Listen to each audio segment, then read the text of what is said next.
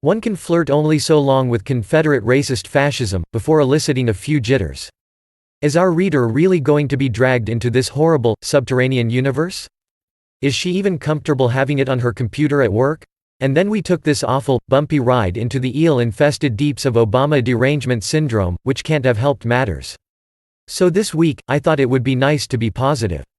Therefore, let me present Patchwork, the mensest vision of a political system for the 21st century. At the risk of being accused of a sales job, I will paint Patchwork in warm, glowing, Obamatronic pastels. Rather than our usual chilly, Machiavellian cynicism. Yes, I know, this is unfair. But here at we're always closing. To start the hype machine, let's just say that if anyone can build anything like Patchwork, even a tiny, crude, third-world ripoff of Patchwork, it is all over for the democratic regimes. It'll be like East Germany competing with West Germany. Funnily enough, the financial relationship between the US and the Gulf, East Asia, the most patchwork-like part of the world at present, is oddly reminiscent of that between the OECD and the Warsaw Pact. The latter borrow from the former to buy cheap consumer goods, supplied by the former, for the latter's serfs. Children growing up in the patchwork era will learn a new name and a new history of the democratic past. They will date the period to the Dutch invasion of England 1688, which ended the span of legitimate continuity in English government that began with William the Conqueror, replacing it with eternal, degenerate Whiggery and the Quisling, constitutional, or ceremonial Hanover princes. And they will surely call it something cool, like the Anglo-American interregnum. Insulting it with the name of democracy will be coarse and over the top. Said interregnum, which we are of course still in, has been a period of global monotonic decline in official authority. As in the late Roman period, declining official authority, declining personal morality, and increasing public bureaucracy are observed in synchrony. This is not in any way a coincidence. The combination is an infallible symptom of the great terminal disease of the polity, leftism. Leftism is cancer. At least in its present adult, sclerotic and non-fulminating form, it is extremely slow in its progress, but the end is not in doubt. On theoretical grounds alone, the feat has never really been achieved, at least never for good. The only cure for leftism is complete and permanent excision.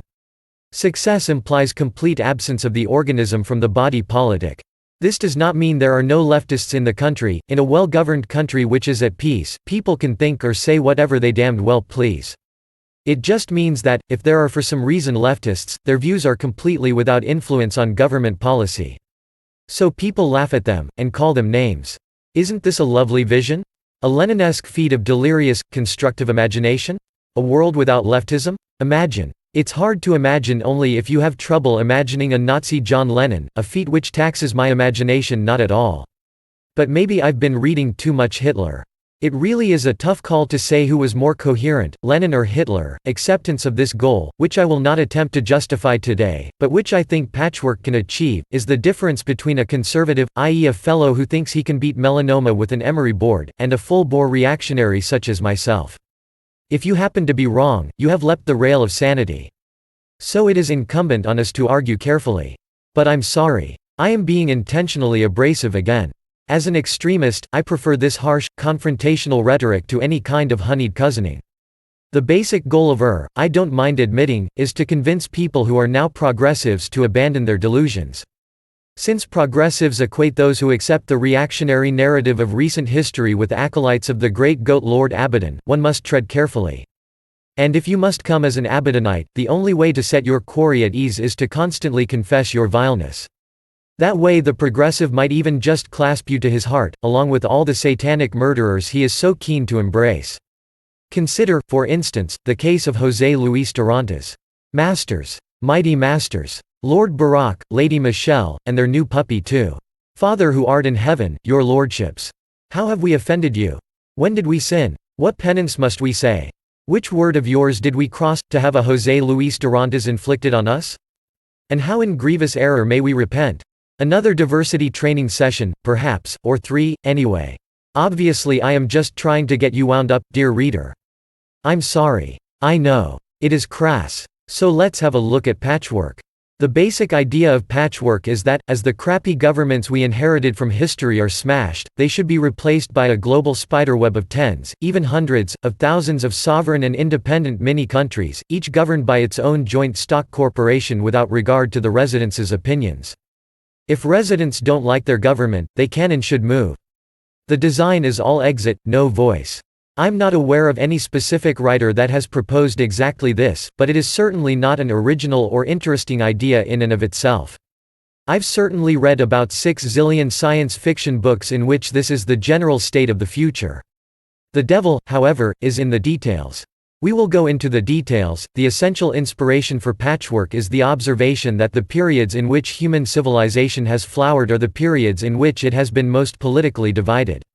Ancient Greece, medieval Italy, Europe until 1914, China in the spring and autumn period, and so on. Burckhardt once observed that Europe was safe so long as she was not unified, and now that she is, we can see exactly what he meant. Small is good. Local is good. Different is good. We know these things. These are not controversial assertions, even in the hippest streets of Williamsburg. Heck, President Obama is probably a slow food man himself. Once my daughter, aged 4 months, was in a bakery in the Castro and met Alice Waters. Alice Waters smiled and told Sybil she was very cute. Which Sybil is, she might as well be on the Gerber bottle. And Alice Waters might as well be a duchess. Heck, Alice Waters probably laughs at duchesses, so how, exactly, did all these Obamaniacs, these whiter people, these Burning Man regulars, these young, hip progressives, convince themselves that when it comes to government, bigger is better? That in fact we need a world government, toot sweet? That international public opinion is all that really matters in the world, that America should lead the world, feed the world, and be governed by the world? But somehow they did. The issues that matter to them, the composition of the atmosphere question, and the like, always tend to be transnational. As big as possible. As Peter Gabriel put it, they think big thoughts. We reactionaries, when we act locally, would rather think locally as well. Always best to think about what you're actually doing. This paradox is just one more stimulus for a complete replacement of the state.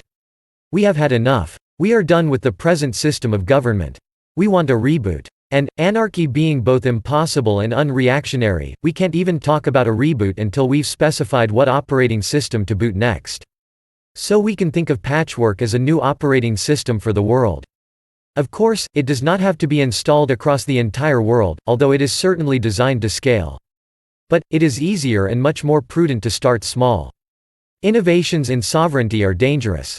A patchwork, please feel free to drop the capital, is any network consisting of a large number of small but independent states. To be precise, each state's real estate is its patch, the sovereign corporate owner, i.e. government, of the patch is its realm. At least initially, each realm holds one and only one patch. In practice this may change with time, but the realm patch structure is at least designed to be stable. Of course, Italy in the 14th century was anything but stable. Anything like a patchwork needs a strong security design to ensure that it does not repeat the constitutional solecisms of feudalism, and nor will it be subject to the same pervasive violence or meet the same demise. In a worst-case scenario, we could end up right back at liberal democracy. But don't worry, we will discuss this issue in considerable detail. To be a reactionary is not to say we must reinstall the exact political structure of the 14th century tomorrow, although that would surely be an improvement on what we have now. To be a reactionary is to borrow freely across time as well as space, incorporating political designs and experience from wherever and whenever. As Nick Szabo has observed, the most interesting, detailed and elegant European forms are found in the period we call feudal, and thus it is only natural that a reactionary design for future government will have a somewhat feudal feel. But patchwork is something new. It will not feel like the past. It will feel like the future. The past, that is, the democratic past, will feel increasingly gray, weird, and scary. This is how it would feel to you already, if you didn't have a bag of demotic morphine dripping into each carotid. Don't worry, we will try to get you out of the matrix before we turn off the anesthetic. In the future, the fact that once, you would probably be attacked if you went into Central Park at night, will seem preposterous. The idea that millions of random people who were not even authorized to be in the country were wandering around, driving gigantic SUVs at triple-digit speeds after 10 or 15 drinks, and murdering random musicians on motorcycles, will seem as weird as the idea that a pride of wild lions would march into Carnegie Hall in mid-symphony, close off all exits, and systematically slaughter the audience. Graffiti will be a matter for the museums, as will gangs, of course. The streets will have no cars or very few, they will be safe, at night they will be bright and full of lively, happy people. Wine will be cheap, restaurants will be unregulated, and fine Eskimo marijuana will be sold at Dean and DeLuca. Etc., etc., etc. These kinds of descriptions apply to the kind of city I would like to live in. They may or may not seem intriguing or attractive to anyone else. You may prefer to live in a gritty, urban city which is corrupt, dirty, dangerous, and generally difficult to live in. If there are enough people like you, there will be a market for this lifestyle. If not, not. I suspect, however, that you are outnumbered. And I imagine the new management of Manhattan would take the distance from Dinkins to Giuliani and multiply it by 10 or 20. There would surely be no such thing as a "bad neighborhood," at least in the sense of an unsafe one. Oh, no, absolutely impossible. Why hasn't this happened already? Why isn't Manhattan in 2008 half Disneyland, half Paris, half Imperial Sodom? Don't you think one or two people share these tastes? But the problem is that Manhattan is not governed in the interests of Manhattan. Capital, in short, is being squandered. In the Patchwork this is most unlikely to happen. The historical and political reasons why democratic governments are such a mess are complex. I won't go into them today. But perhaps, for a little intuitive perspective, let's introduce ourselves to Herbert Croly's Promise of American Life. Croly was one of the founders of 20th-century progressivism, and of the New Republic in specific, a magazine never out of favor in the corridors of Washington. Observe the extent to which Croly's optimistic, energetic vision of positive change has decayed into the superficially happy, but contentless and enervating, hippie Starbucks Unitarian mean of his 21st-century successors at the same office. I have linked directly to Croly's conclusion, which is all you really need to read anyway. Here is a typical breathless passage: do we lack culture? We will make it hum by founding a new university in Chicago. Is American art neglected and impoverished? We will enrich it by organizing art departments in our colleges, and popularize it by lectures with lantern slides and associations for the study of its history. Is New York City ugly? Perhaps, but if we could only get the authorities to appropriate a few hundred millions for its beautification, we could make it look like a combination of Athens, Florence, and Paris. Is it desirable for the American citizen to be something of a hero? I will encourage heroes by establishing a fund whereby they shall be rewarded in cash. War is hell, is it? I will work for the abolition of hell by calling a convention and passing a resolution denouncing its iniquities. I will build at The Hague a palace of peace which shall be a standing rebuke to the warlords of Europe. Here, in America, some of us have more money than we need and more goodwill. We will spend the money in order to establish the reign of the good, the beautiful, and the true. Athens, Florence and Paris. Imagine a progressive today saying he wanted to turn anything, let alone New York of all God's Augean stables, into Athens, Florence and Paris. Imagine telling Herbert Croly that in 2008, progressivism had triumphed beyond his wildest dreams, that the stick-in-the-mud isolationists of the Midwest were forever defeated and heard of no more, that Tammany was a schoolbook memory, that all agencies of government now operate under the close supervision of the universities and the press. And then imagine trying to explain that despite all this, NYC looks more like a combination of Paris, East Berlin and Port-au-Prince. And is in many places extremely dangerous at night. What on earth would the good man tell you? What would he even begin to say? I don't know, but I'd sure as heck like to find out. The good, the beautiful and the true. The patch in Patchwork that is Manhattan, however, would be the good, the beautiful and the true. The Athens, the Florence and the Paris. Because Athens, Florence and Paris sell. Even Imperial Sodom sells. East Berlin doesn't sell, and Port-au-Prince really doesn't sell. The foreign, forgotten lesson we are extracting from Croly is not that progressivism is the cure-all for all ills, but that progressivism, the eternal poisonous chameleon, in its 1911 incarnation espoused the civic values of 1911. All the better to convince its innocent hosts that it was anything but a lethal parasite. But we are very good at reading progressive discourse, and when we read Crowley we see the values of 1911, not the malignant expansion of the state that Crowley was trying to justify in the names of those values. By the way, when anyone tries to use the phrase open quote, reality-based community close quote, on you, I recommend pointing him at this: our lesson is just that the civic values of 1911 are the naive, obvious values of good government. At the very least, they are far less warped than their post-1945 replacements, thus they are at least a fair proxy for the values of competitive government. Athens, Florence, and Paris sound pretty good to me, although there has to be some kind of room for industrial death metal and heavy-duty psychedelics. But this does not mean you need to worry about being raped and killed by some barbarian thug on your way home from the club.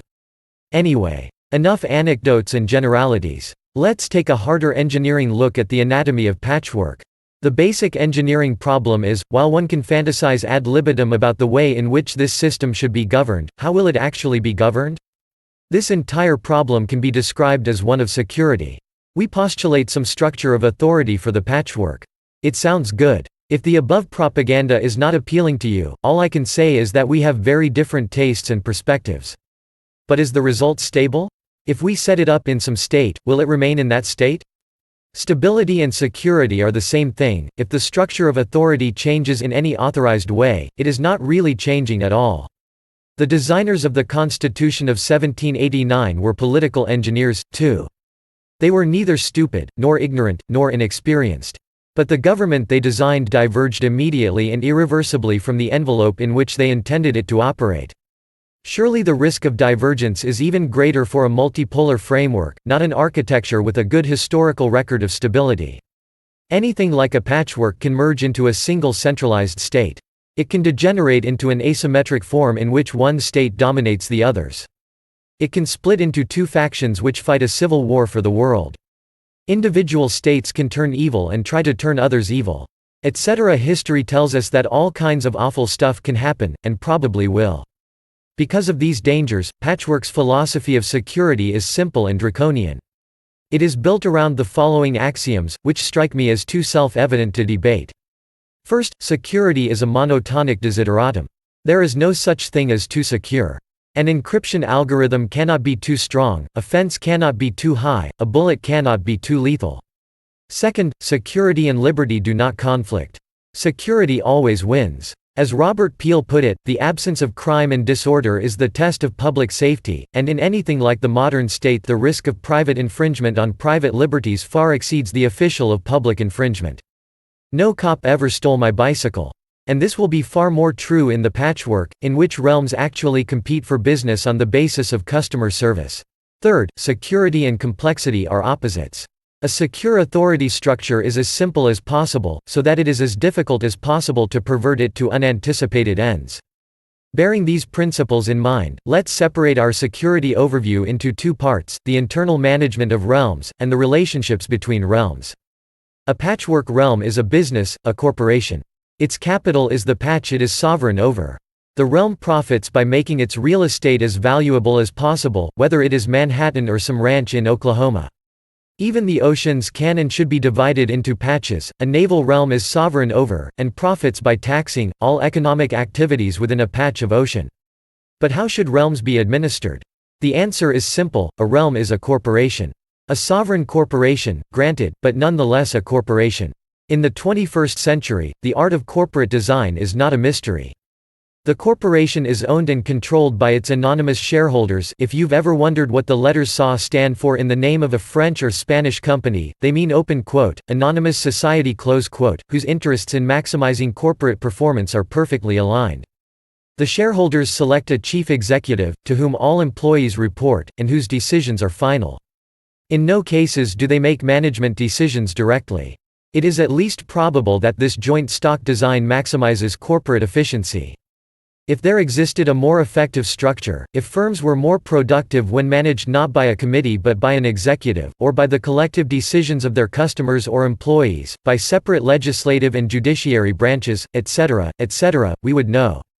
Someone would have found a way to construct a firm on this design, and it would have outcompeted the rest of the stodgy old world. In fact, I think one of the most plausible explanations of why the Industrial Revolution happened in England, not in Sung China or the Roman Empire, was that the latter two never evolved anything quite like the joint stock company. Our great difficulty, though, is that history records nothing quite like a sovereign joint stock company.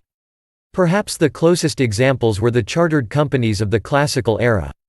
But even a colonial chartered company was chartered by a sovereign, though it operated outside that sovereign's realm.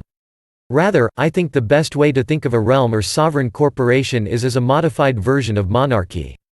A royal family is to an ordinary family business as a patchwork realm is to an ordinary, non-sovereign, public corporation. Joint stock realms thus solve the primary historical problem of monarchical government, the vagaries of the biological process. In other words, they assure that the overall direction of the realm will always be both strong and responsible, at least, responsible in a financial sense. A joint stock realm simply cannot have anything comparable to a weak monarch of the classical era. Realms will certainly recruit their executives from the same talent pool large companies now draw from. How many Fortune 500 CEOs today are regularly bullied and led by coalitions of their nominal subordinates, as, for just one example, the French monarchy so often was? 0 is probably too easy an answer, but at least an approximation. Note, however, that we are not considering anything like the watered-down constitutional i.e., again, ceremonial monarchies of the democratic period. If the joint stock realm is like a monarchy, it is like a true, absolute or, most pejoratively, divine right monarchy. With all due respect, dear reader, the probability that you have a sound understanding of the case for divine right monarchy is approximately the probability that a large white goat will fall out of my ass. This means you need to read the great English exponent of absolute government, Sir Robert Filmer, and his masterpiece Patriarcha. Filmer was the baddest ass reactionary who ever lived. Frankly, he makes Carlyle look like a liberal. Just the title of Patriarcha is cooler than Jesus Christ himself, and the contents don't even begin to disappoint. We launch almost immediately into hardcore Anglican theology. If Filmer isn't Winter Beach reading, I don't know who is. I mean, seriously, how do you justify divine right monarchy to an atheist? Is it anything like selling refrigerators to Eskimos? Since I am both an atheist and a believer in divine right monarchy, I'd better be able to square this circle. One of the major doctrinal thrusts of European Christianity, in all ages and phases of its career, and certainly even in the thinly disguised, crypto-Christian Unitarianism that has become the religion of the world's ruling class, e.g., if ever you meet a moderate Muslim he is really a Unitarian, is the quest to justify the political structure of the world. What makes a king a king? Why should the king be the king? Why can't I be the king, or at least my cousin Ricky? Do we even need a king? And so on. People have strong emotional feelings about these questions to this day, at least, they have a strong emotional feeling about the last one. Not answering them is certainly not acceptable. But Filmer, and the divine right monarchist in general, comes as close as possible to not answering. Moreover, his reasoning is impeccable for the orthodox, if it please God, for the correction of the prince or punishment of the people, to suffer princes to be removed and others to be placed in their rooms, either by the factions of the nobility or rebellion of the people. In all such cases the judgment of God, who hath power to give and to take away kingdoms, is most just, yet the ministry of men who execute God's judgments without commission is sinful and damnable. God doth but use and turn men's unrighteous acts to the performance of his righteous decrees. Note that this is basically a 17th-century way of saying, shit happens. God being omnipotent etc., if Dickweed over there is king, it is obviously because God wanted Dickweed to be king. And who are you to disagree with God? But an atheist, such as myself, has a simpler way of getting to the same result. Really, what Filmer is saying, is, if you want stable government, accept the status quo as the verdict of history. There is no reason at all to inquire as to why the Bourbons are the kings of France. The rule is arbitrary. Nonetheless, it is to the benefit of all that this arbitrary rule exists, because obedience to the rightful king is a scaling point of nonviolent agreement. And better yet, there is no way for a political force to steer the outcome of succession, at least, nothing comparable to the role of the educational authorities in a democracy. In other words, to put it in patchwork terms, the relationship between realm and patch is no more, and no less, than a property right. A patch is a sovereign property, that is, one whose proprietor has no defender but itself. Nonetheless, in moral terms, we may ask, why does this realm hold that patch? And the answer, as it always is within any system of strong property rights, will be not open quote because it deserves to close quote but open quote because it does, close quote. Note that whatever the theology, Filmer's model of government captures the property right approach perfectly. Also, one must admire Filmer's wicked gall in starting out by describing the open quote right of rebellion close quote as a Catholic heresy. Catholicism being admitted, at least by all fair historians, to be the creed of your average divine right monarchist, as Protestantism is of vile democracy. So Filmer's move here is wildly misleading, but pure fun, not unlike comparing liberals to Mussolini. Nothing to do with anything, but it sure gets a rise out of him, and moves scus like no one's business. The invention of this spurious right was perhaps the first tiny crack in the philosophical girders of the classical European monarchies. Filmer deftly points out that this is an engineering error, the ancient political solecism of imperium in imperio, which is now, in a typical democratic propaganda maneuver, lauded as that bogus political panacea, open quote separation of powers close quote. Thirdly, Bellarmine concludes that, if there be a lawful cause, the multitude may change the kingdom. Here I would fain know who shall judge of this lawful cause? If the multitude, for I see nobody else can, then this is a pestilent and dangerous conclusion. Filmer, writing for an educated audience, does not bother to remind them of the basic premise of Roman law, nemo iudex in causa sua. Meaning, open quote, no man can be a judge in his own case, close quote. And no multitude, either. Pestilent indeed. These political three-card Monty tricks, in which sovereign authority is in some way divided, open quote limited close quote, obviously, no sovereign can limit itself, or otherwise weakened, in all cases for the purported purpose of securing liberty, have no more place in a patchwork realm than they do at, say, Apple.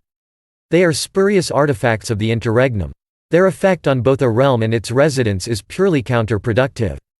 Begone with them. In reality, no sovereign can be subject to law. This is a political perpetual motion machine. Law is not law unless it is judged and enforced. And by whom? For example, if you think a Supreme Court with judicial review can make government subject to law, you are obviously unfamiliar with the sordid history of American constitutional jurisprudence. All your design has achieved is to make your Supreme Court sovereign. Indeed, if the court had only one justice, a proper title for that justice would be open quote king, close quote. Sorry, kid, you haven't violated the conservation of anything. Indeed, as Filmer points out, the unity of chief executive, chief lawmaker, and chief justice is simple, natural and elegant. There can be no laws without a supreme power to command or make them. In all aristocracies the nobles are above the laws, and in all democracies the people. By the like reason, in a monarchy the king must of necessity be above the laws, there can be no sovereign majesty in him that is under them, that which giveth the very being to a king is the power to give laws, without this power he is but an equivocal king. It skills not which way kings come by their power, whether by election, donation, succession, or by any other means, for it is still the manner of the government by supreme power that makes them properly kings, and not the means of obtaining their crowns. Neither did the diversity of laws nor contrary customs, whereby each kingdom differs from another, make the forms of commonweal different unless the power of making laws be in several subjects. For the confirmation of this point, Aristotle saith that a perfect kingdom is that wherein the king rules all things according to his own will, for he that is called a king according to the law makes no kind of kingdom at all. This, it seems, also the Romans well understood to be most necessary in a monarchy, for though they were a people most greedy of liberty, yet the Senate did free Augustus from all necessity of laws, that he might be free of his own authority and of absolute power over himself and over the laws, to do what he pleased and leave undone what he listed, and this decree was made while Augustus was yet absent. Accordingly we find that Ulpian, the great lawyer, delivers it for a rule of the civil law, princeps legibus salutis est, open quote, the prince is not bound by the laws close quote. Besides, all laws are of themselves dumb, and some or other must be trusted with the application of them to particulars, by examining all circumstances, to pronounce when they are broken, or by whom. This work of right application of laws is not a thing easy or obvious for ordinary capacities, but requires profound abilities of nature for the beating out of the truth, witness the diversity and sometimes the contrariety of opinions of the learned judges in some difficult points. Since this is the common condition of laws, it is also most reasonable that the lawmaker should be trusted with the application or interpretation of the laws, and for this cause anciently the kings of this land have sitten personally in courts of judicature, and are still representatively present in all courts. The judges are but substituted, and called the king's justices, and their power ceaseth when the king is in place. So much, in other words, for Montesquieu, and note how the democratic doctrine, now assumed by all, simply twists Ulpian's axiom into its polar opposite. Hey, hippie! Who knows more about law? You, or Ulpian? I'm reminded of Einstein's gem, found on so many a Prius, open quote, one cannot simultaneously prevent and prepare for war, close quote. Or as the Romans put it, sic vis pacem, para bellum. And we wonder how the world got so screwed. Stick to physics, Al. A patchwork realm, or any modern corporate sovereign, is no more bound by the laws it imposes on its residents than Linden Labs is bound by the terms of use policy it enforces in Second Life. In fact, it is probably less so bound, because a terms of use policy creates at least the vague suggestion of liability. Whereas suing a sovereign is yet another of these political solecisms, this is not at all to say that a patchwork realm does not enforce the rule of law, except, of course, under conditions of martial law that involve a general security threat. A state of siege is an option anywhere, any time, for any reason. To enforce a law is not to be bound by a law. These are two completely different things. I don't feel I can repeat this too often. Patchwork realms can be expected to enforce a fair and consistent code of laws not for moral or theological reasons, not because they are compelled to do so by a superior sovereign or some other force real or imaginary, but for the same economic reasons that compel them to provide excellent customer service in general. Real estate on which the rule of law prevails is much, much more valuable than real estate on which it doesn't, and the value of a realm is the value of its real estate.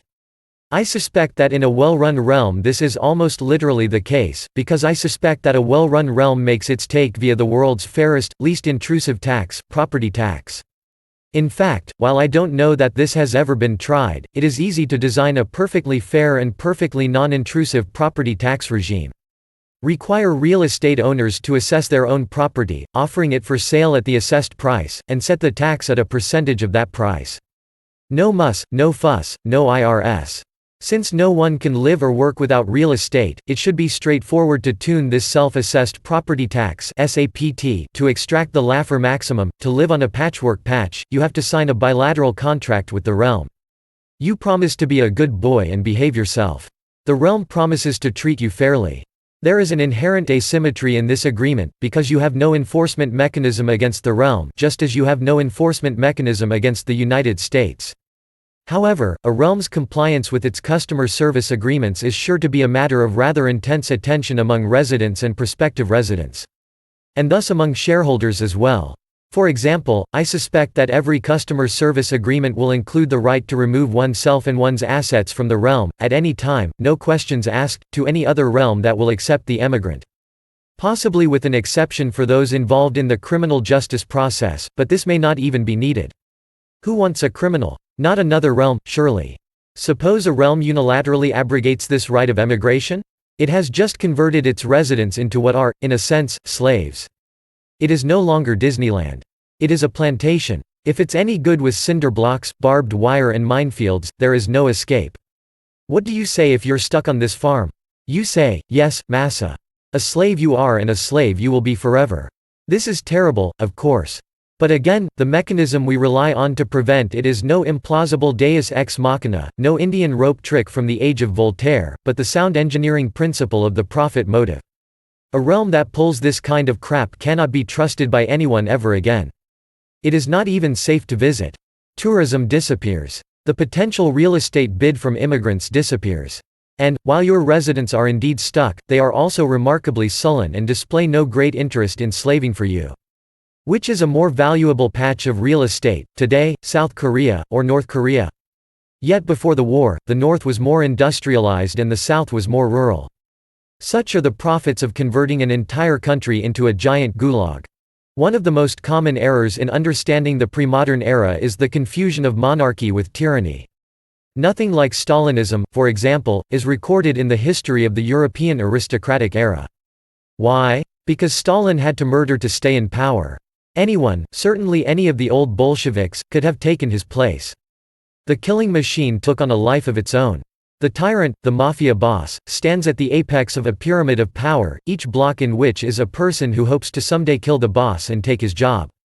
In a tyranny, murder and madness become part of the fabric of the state.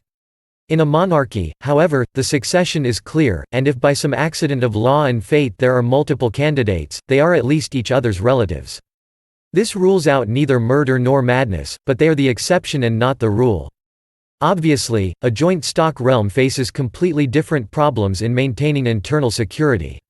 Internal security can be defined as the protection of the shareholders' property against all internal threats, including both residents and employees, up to and certainly including the chief executive. If the shareholders cannot dismiss the CEO of the realm by voting according to proper corporate procedures, a total security failure has occurred. The standard patchwork remedy for this problem is the cryptographic chain of command. Ultimately, power over the realm truly rests with the shareholders, because they use a secret sharing or similar cryptographic algorithm to maintain control over its root keys. Authority is then delegated to the board, if any, the CEO and other officers, and thence down into the military or other security forces. At the leaves of the tree are computerized weapons, which will not fire without cryptographic authorization. Thus, any fragment of the security force which remains loyal to the shareholders can use its operational weapons to defeat any coalition of disloyal, and hence disarmed, employees and/or residents.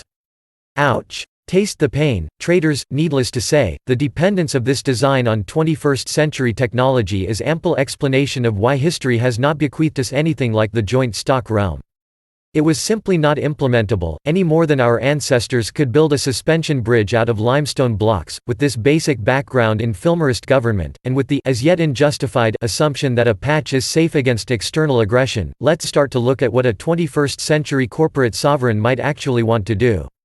For simplicity and for my own personal amusement, let's call the realm Friscorp, and say its patch is the present city of San Francisco, pop, about 750,000. Obviously, Friscorp would like to turn SF into the coolest, most hoppin', and definitely most expensive city on the planet. Call it a combination of Paris, Monaco, and Babylon. Destroying ugly post-war buildings, for example, and reconstructing them in appropriate historical styles, will definitely be high on Friscorp's agenda. The first and touchiest problem, though, is just deciding who gets to live in San Francisco. Friscorp's answer is simple: anyone who isn't dangerous to others, and can afford to live in San Francisco. It is probably also nice if they speak English, but considering the exigencies of the second constraint, they almost certainly will. Friscorp may also import menial laborers, as Dubai does today, but they are not to be confused with the actual residents. Here we face a slight predicament. There are quite a few people presently in San Francisco who do not meet the second constraint, are pretty iffy on the first as well, and have no labor skills to speak of. What do we do with them? Sell their slums out from under them, obviously, demo everything, spray for roaches, rodents and pit bulls, smooth the rubble out with a bulldozer or two, and possibly a little aerial bombing, erect new residential districts suitable for Russian oligarchs. Next question? But where do they go? Since their customer service contract gives them the right of exit, these people, call them Bezonians, can of course emigrate to any other realm in the patchwork. This presumes, however, that said realm is willing to accept them. And why would it be? If our design does not provide for the existence of a large number of human beings whose existence anywhere is not only unprofitable, but in fact a straight-up loss, to that realm, it is simply inconsistent with reality. The design faces an existential challenge. On next week's episode, we'll present the shocking but ineluctable solution, and figure out the second half of our security problem, the relationships between realms.